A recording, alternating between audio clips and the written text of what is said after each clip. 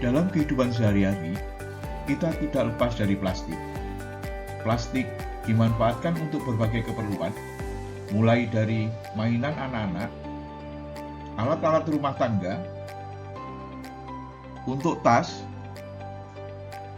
untuk wadah air kemasan, bahkan untuk bahan-bahan kendaraan bermotor.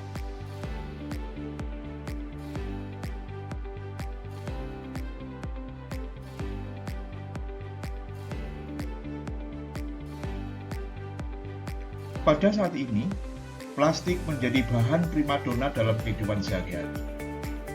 Berbagai alasan memilih plastik, antara lain harganya murah, ringan, tahan dalam waktu yang lama, dan mudah dibentuk.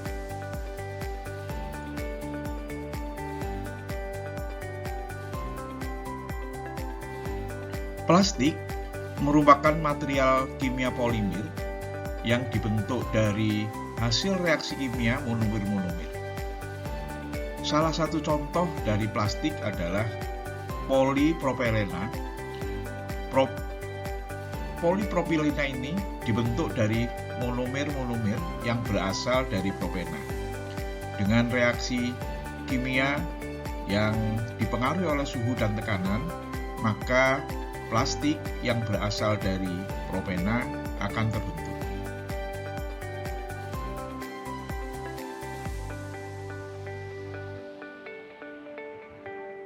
Untuk mencukupi kebutuhan masyarakat tentang plastik, sebanyak 275 ton per tahun, plastik-plastik ini diproduksi dalam rangka memenuhi keperluan manusia dan masyarakat secara umum.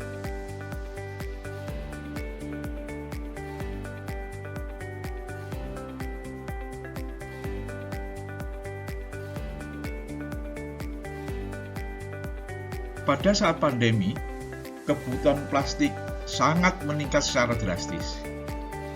Hal ini disebabkan oleh maraknya jasa antar online pada saat pandemi dengan menggunakan plastik untuk tempat-tempat makanan serta kemasan-kemasan makanan. Secara nasional, terjadi perubahan pola konsumsi dan penggunaan plastik di Indonesia.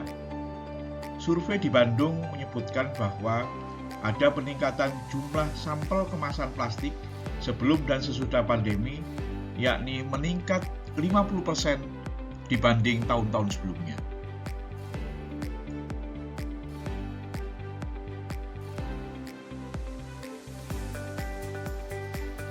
Kebutuhan plastik meningkat 3 kali lipat dalam 1 dekade terakhir.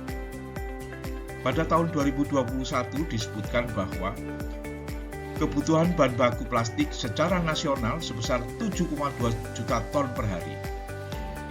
Dari jumlah tersebut, 2,3 juta ton disuplai dari bahan-bahan yang berasal dari dalam negeri.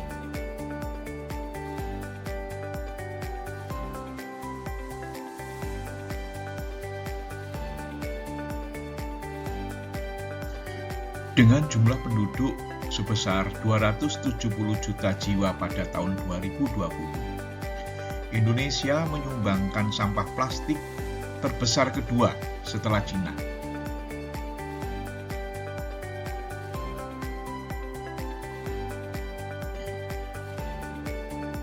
Cina menyumbangkan 8,32 juta ton per tahun sampah plastik, diikuti dengan Indonesia sebesar 3,22 juta ton per tahun, Filipina 1,88 juta ton per tahun sampah plastik, dan terakhir adalah negara Vietnam dengan 1,83 juta ton per tahun sebagai penyumbang sampah plastik.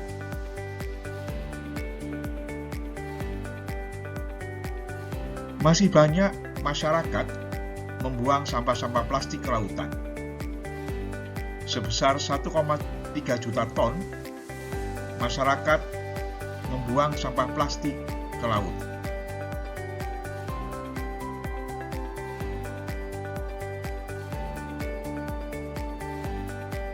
Selain membuang sampah ke laut, masyarakat juga banyak membuang sampah-sampah di wilayah daratan maupun di perairan sungai. Sebanyak 10 miliar sampah plastik terbuang ke daratan dan sungai, sehingga dapat mencemari ekosistem dan merusak lingkungan.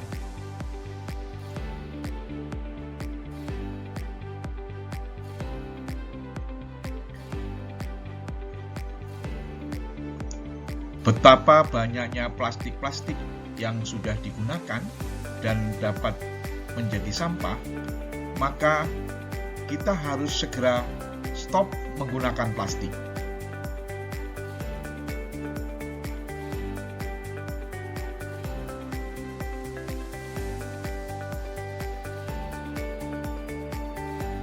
Sampah plastik yang terbuang di perairan dalam jangka waktu tertentu akan terurai menjadi molekul-molekul kecil yang disebut dengan mikroplastik.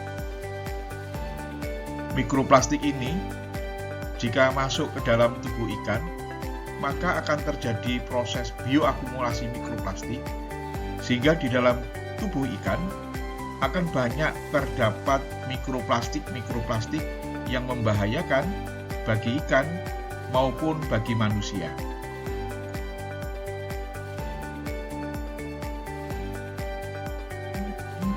Ikan yang mengandung mikroplastik dapat masuk ke dalam tubuh manusia melalui makanan-makanan. Selanjutnya, mikroplastik akan mengalami proses biotransformasi melalui metabolisme cyanobiotik. Dalam prosesnya, mikroplastik akan diurai menjadi senyawa-senyawa intermediat yang dapat berperan sebagai karsinogenik atau zat yang menyebabkan kanker.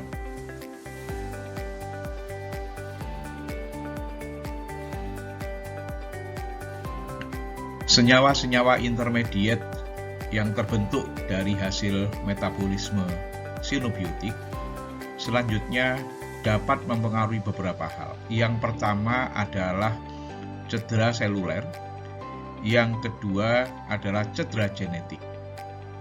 Pada cedera seluler dapat menyebabkan proses inflamasi, sedangkan pada cedera genetik dapat menyebabkan mutasi dari DNA sehingga bisa menyebabkan kanker maupun cacat janin.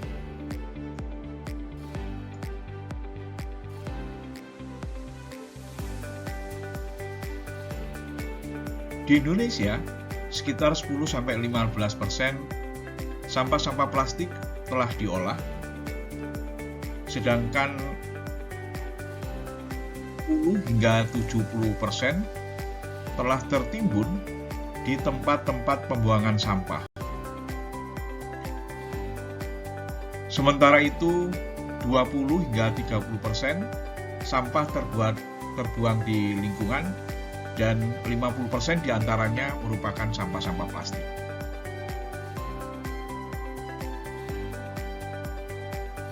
Berbagai cara untuk mengurangi sampah plastik, diantaranya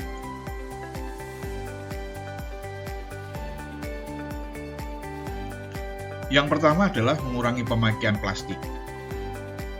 Caranya adalah dengan cara mengurangi plastik sekali pakai, misalnya sedotan, plastik belanjaan, dan lain-lain.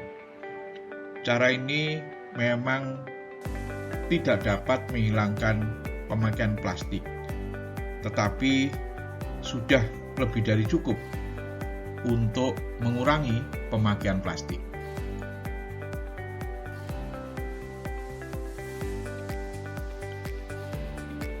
Cara kedua adalah dengan menggunakan atau mengelola bank sampah. Hal ini didasarkan atas beberapa sampah memiliki nilai, misalnya botol minuman dan barang-barang lainnya. Barang-barang ini dapat dimasukkan ke dalam bank sampah untuk dapat dimanfaatkan dan dapat dilakukan daur ulang. Cara ini dipercaya dapat mengurangi sampah plastik yang ada di lingkungan.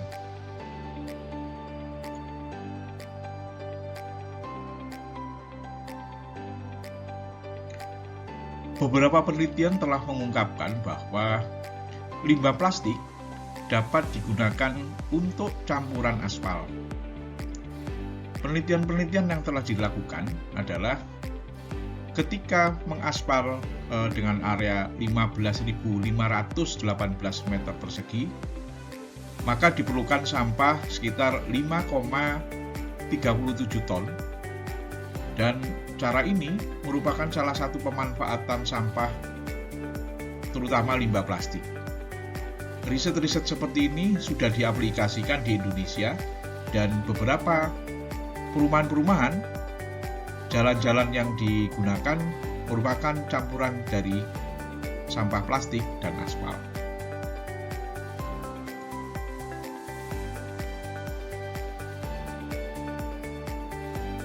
Sampah juga dapat digunakan sebagai bahan atau material untuk tenaga listrik. Pembangkit listrik tenaga sampah ini juga disebut sebagai pembangkit listrik termal, atau dengan cara menggerakkan uap supercritical steam.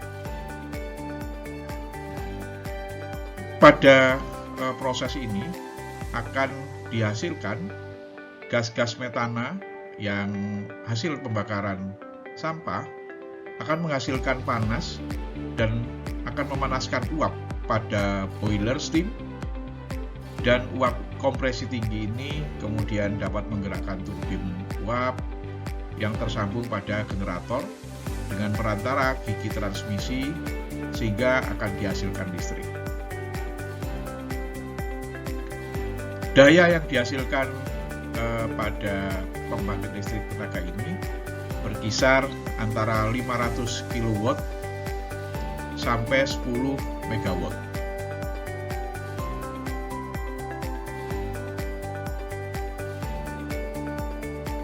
Sampah plastik juga dapat digunakan sebagai bahan bakar, yaitu plastik akan diubah dengan cara pirolisis. Pirolisis merupakan proses dekomposisi bahan-bahan kimia dengan pemanasan di atas 300 derajat Celcius selama 4-7 jam tanpa adanya oksigen. Pada pirolisis ini akan dihasilkan produk-produk bahan bakar padat seperti karbon maupun campuran-campuran tar. Selain itu juga dihasilkan gas-gas karbon dioksida maupun gas-gas metana.